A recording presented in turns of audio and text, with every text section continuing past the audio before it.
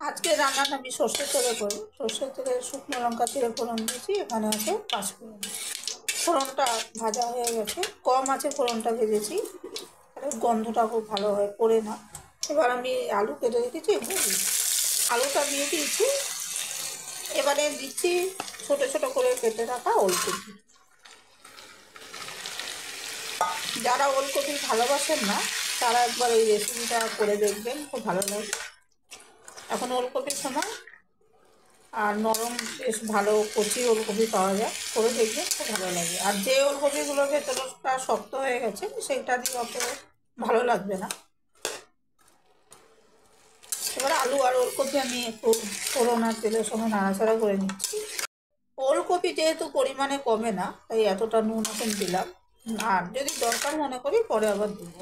এখন এই নুনটা খুব ভালো করে আমি আলু টুকরো আর ওলকপি টুকরোর সঙ্গে মিশিয়ে নিচ্ছি।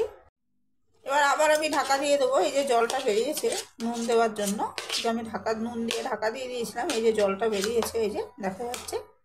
এবার আবার আমি ঢাকা দিয়ে দেবো, যাতে এই জলটুকু সম্পূর্ণ শুকিয়ে যায়, আর ওলকপি আলুর টুকরোগুলো একটু মজেও যাবে আর একটু ভাজা ভাজা হয়ে যাবে। তারপর আমি সেদ্ধ কতটা দরকার সেই বুঝে সুসিদ্ধ হওয়ার জন্য জল দেবো। আগের থেকে জল দিয়ে দেবো না, আগের থেকে জল দিয়ে দিলে সবজির স্বাদ নষ্ট হয়ে যাবে। সবজিটা নিজের জল শুকিয়ে যে ভাজা ভাজা হবে, তারপরে যদি জলটা দেওয়া হয় তাহলে ভালো হয়। এবার আমি এটা আবার ঢাকা দিয়ে দিচ্ছি। এই যে ওলকপিটা আমি যেমন বলছিলাম, ওলকপি আলু থেকে জলটা বেরিয়ে গেছে, আর একদম এই যে ভাজা ভাজা হয়ে গেছে। ওলকপি খুব সুন্দর একটা গন্ধ বেরিয়ে গেছে। এই পর্যায়ে আমি ওলকপি যেহেতু একটু সেদ্ধ হতে দেরি হয়, জল দিয়ে দেবো। আমি একবারে আরও খানিকটা জল দিয়ে দিলাম। এবার আমি এটা এতক্ষণ কম আছে আমি রান্নাটা করছিলাম, এবার আমি ফ্লেমটা বাড়িয়ে দেবো। তো বেশি আছে, ঢাকা দিয়ে এটা রান্না করে নেবো যতক্ষণ না সবজিটা সুসিদ্ধ হয় আর জলটাও শুকিয়ে যায়। ওলকপি আর আলুটা যে আমি জল দিয়ে সেদ্ধ করছিলাম একদম সেদ্ধ হয়ে গেছে। কয়েকটা ওলকপি একটু শক্ত ছিল বলে আমার এতটা জল দিতে হলো, নাহলে আর একটু কম জল দিলেই হয়ে যেত। এবার আমি সেই উপকরণটা মেশাবো। এবার এই কাঁচা পোস্ত বাটাটা মিশিয়ে দিচ্ছি।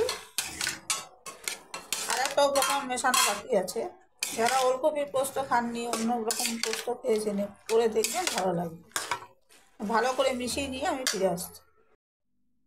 কাঁচা পোস্ত বাটাটা মেশানো হয়ে গেছে। এবার আর একটা উপকরণ আমি দিচ্ছি, এটা দিতেই হবে শেষে। একটু কাঁচা সরষের তেল দিয়ে দিলাম।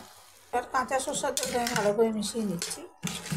আমরা হলুদ দিই না, আপনারা কেউ চাইলে হলুদ লঙ্কার গুঁড়ো যা ইচ্ছা দিতে পারেন। কাঁচা সরষের তেলটা মেশানো হয়ে গেছে। আরেকবার বললাম, যারা এইভাবে করে দেখেননি করতে পারেন।